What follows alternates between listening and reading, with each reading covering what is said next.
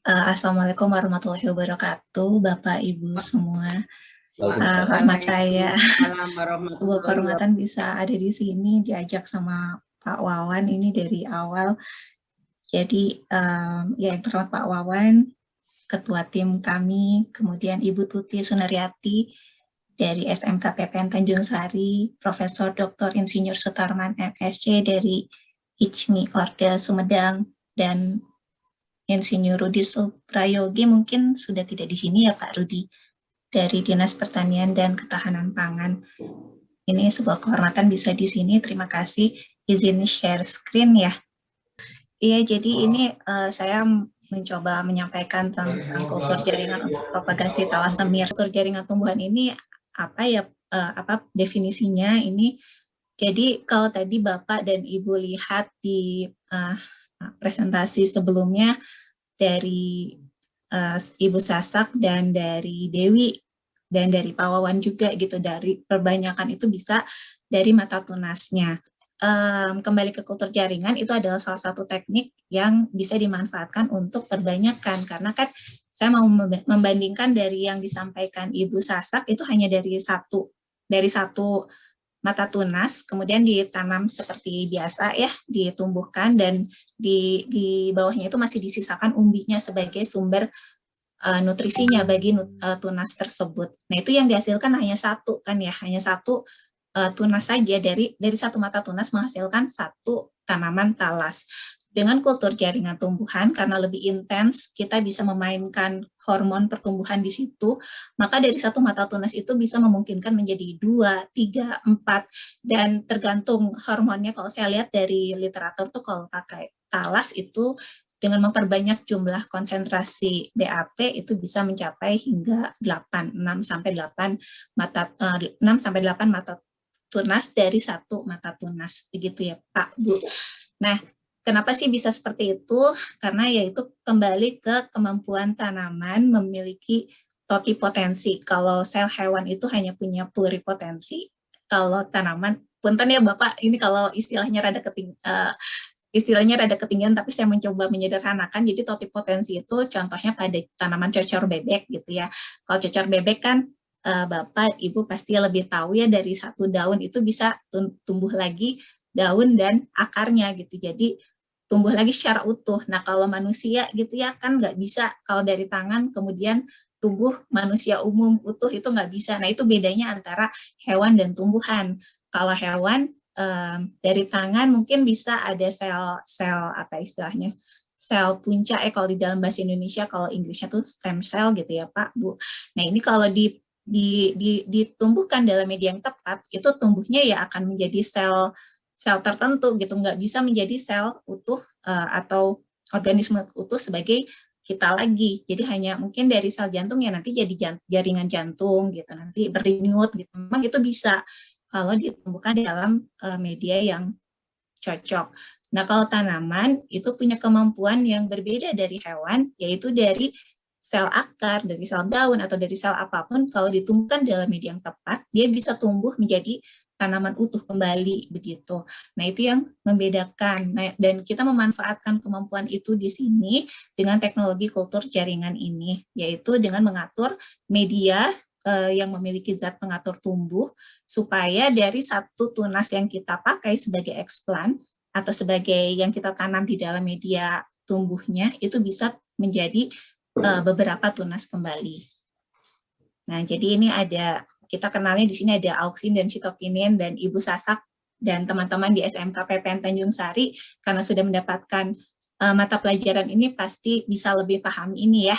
Nanti bisa bermain banyak dengan zat pengatur tumbuh untuk menanam, untuk memperbanyak mata tunas tadi dari thalassemia. Nah, aplikasi ada macam-macam dari aplikasi kultur jaringan tumbuhan ini, ada terutama yang ingin saya tunjukkan adalah mikropropagasi dan pelestarian plasma nutfah, karena yang tujuan kita menggunakan thalassemia ini adalah dua hal ini. Yang pertama untuk perbanyakan tentu saja, jadi dari satu harus lebih dari satu begitu ya hasilnya, dan untuk pelestarian plasma nutfah, jadi untuk jaga-jaga nih, ketika misalnya petani butuh saat nggak ada bibitnya, tinggal minta aja ke SMK PTN Tanjung Sari, mereka sudah siap dengan kultur jaringan kultur jaringan talasnya tersebut. Begitu juga nanti kalau ada excess demand ya, saat ini mungkin permintaan akan menambah, apalagi kalau teman-teman di SMK PPN Tanjung Sari makin berinovasi dengan produk hilir dari talas semir di Sumedang ini, itu akan bisa meningkatkan juga permintaan, apalagi sudah didukung dengan program prioritas pemerintah.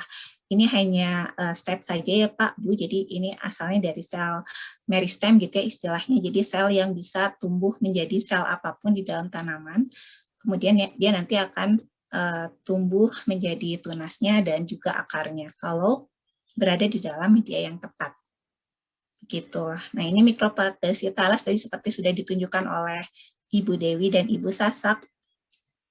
Jadi tunasnya bisa dari sini kemudian tumbuh tunas baru ya dari satu tanaman talas.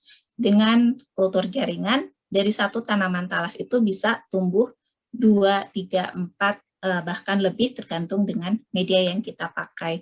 Ini saya menunjukkan penelitian dari LIPI karena sejauh ini kayaknya sepertinya di Indonesia ini yang sudah established dengan baik tuh dari LIPI dan Andri ini adalah teman seangkatan, jadi saya bisa lebih pede gitu melakukan, kan pertama kali bertemu dengan Bapak Ibu tuh bulan Februari tadi, akhir Februari, jadi itu adalah saat pertama saya baru belajar kultur jaringan talas, tapi karena ada teman gitu, jadi saya bisa menanyakan hal-hal yang lebih private lagi, maksudnya di luar yang mereka publikasikan, itu membuat saya ada kepercayaan diri juga untuk memulai. Ini dari penelitian di luar ya, dan bukan talas semir, namun ini menunjukkan step-stepnya. Jadi pertama, ya seperti ini, kita pakai dari umbi, jadi jenis ekstraknya bisa dari inti ya, dari umbi yang ada di dalam, mohon maaf saya tidak menunjukkan gambarnya di sini, jadi ini ada umbi talas. Nah, kita buka terus sampai bagian paling dalam itu akan ditemukan adanya tunas tersebut. Nah, itu yang kita pakai sebagai eksplan, dan juga kulit umbinya yang bisa dari beberapa mata tunas kita ambil sebagai eksplan juga.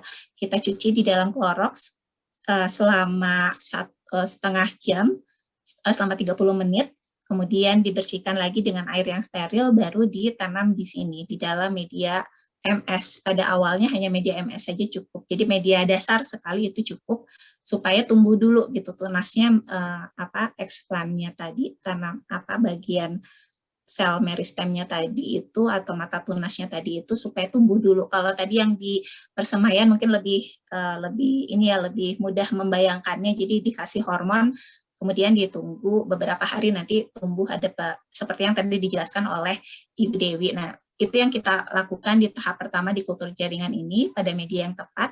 Nanti setelah tumbuh sekitar 1-2 minggu itu bisa langsung dipindah ke media yang mengandung zat pengatur tumbuh tadi supaya tunasnya semakin banyak, sambil memperbanyak diri sambil tumbuh gitu, hingga setelah cukup waktunya sekitar 5 minggu setelah tanam itu bisa dipindahkan lagi ke pertumbuhan akar. Jadi ini kan hanya perbanyakan tunas nih.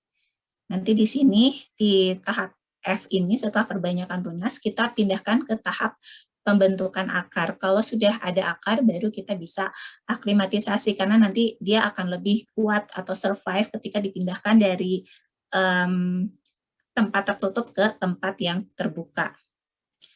Ini yang kami lakukan di Lab Kultur Jaringan SITH ITB di kampus Jatinangor.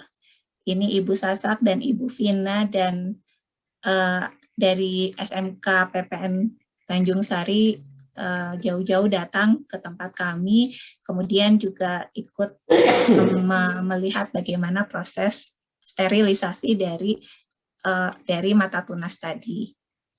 Kemudian ini dilakukan diadakan di mikropropagasi ini di SMK PPN Tanjung Sari Sumedang. Ada Ibu Mia juga di sini dan teman-teman, ada Fitri, ada Dewi, dan ada Ibu Vina, ada Ibu Sasak juga, dan justru hasilnya malah lebih bagus Pak, Bu. Jadi justru di sini berhasil gitu menghasilkan tunas. Iya Bapak, ya Ibu. Jadi ini sangat promising buat dikembangkan di ya Allah, SMK. kita perbaiki nanti fasilitasnya, harus dilengkapi lagi. Iya betul Bu, jadi mungkin suasana atau apa sih istilahnya, kelembaban, intensitas cahaya, dan ya lain-lain yang di luar ya, yang eksternal ini lebih mendukung pada saat ditanam di SMK PPN Tanjung Sari Sumedang. Ini saya senang Alhamdulillah, sekali, ya terima Allah. kasih Nuhun. kepada Sasak Ya, nuhun Bu. yang Aduh, sudah berhasil alhamdulillah. mengembangkan ini. Iya Bu, ini dari 1 sampai 2 minggu. Jadi ini umurnya 1 minggu, 1 minggu, kemudian 2 minggu seperti ini, 3 minggu tumbuh lagi. Nah, di umur 2 minggu ini setelah tumbuh tunas seperti sebenarnya ini 1 minggu ya, lupa saya. Ini 2 minggu, ini 1 minggu. Maaf, ini 1 minggu, ini 2 minggu, dan ini 3 minggu. Saya nggak catat umur-umurnya.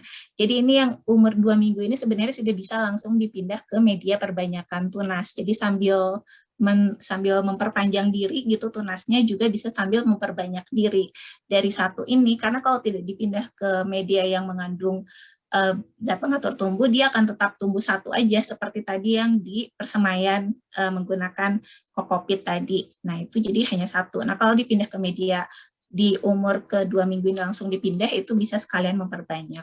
Nah, ini gambar yang ditunjukkan oleh Ibu Sasak ya di sini. Jadi memang berhasil, alhamdulillah tumbuh. Meskipun kontaminasi memang juga cukup tinggi, tapi kalau saya lihat di literatur memang itu seperti hal yang lumrah lah ya, ada kontaminasi, kita nggak apa-apa, karena dengan perbanyakan ini juga bisa seperti menutup apa yang hilang di awal, begitu. Dan bisa dimaksimalkan lagi untuk mengurangi kontaminasi, tapi lebih baik fokusnya ke perbanyakan tunas ini. Baik, begitu saja Bapak Ibu, jadi belum sampai tahap perbanyakan, tapi saya yakin sekali dengan menambahkan ke media yang mengandung 1-8 BAP, itu bisa semakin tinggi BAP-nya, semakin tinggi juga jumlah tunasnya. Kalau ini masih literatur ya Bapak Ibu, mohon maaf. Tapi saya yakin dengan keberhasilan yang Sasak dan teman-teman tunjukkan di sini bisa juga menunjukkan keberhasilan berikutnya. Begitu, ini alat dan bahan yang kami gunakan baik di lab SITH maupun juga sudah terpenuhi di SMK PPN Sumedang. Dan ini untuk metodenya, jadi ya tadi saya sambil menjelaskan juga, setelah dipindahkan ke media MS, jadi tanpa ada zat pengatur tumbuh, itu hanya bisa menumbuhkan satu tunas saja sampai jadi satu tanaman. Tapi kalau dipindahkan ke media yang mengandung BAP, kalau di penelitian teman saya ini hanya 1-2, tapi saya lihat sebenarnya sampai 8 itu masih bisa memperbanyak jumlah dari mata tunas tadi. Begitu saja sih, sesederhana itu. Ya maksudnya sesederhana itu karena saya rasa dari tanaman talas ini bukan termasuk tanaman yang sulit untuk ditumbuhkan di dalam kultur jaringan maupun untuk diperbanyak. Begitu, terima kasih Bapak dan Ibu atas perhatiannya. Assalamualaikum warahmatullahi wabarakatuh.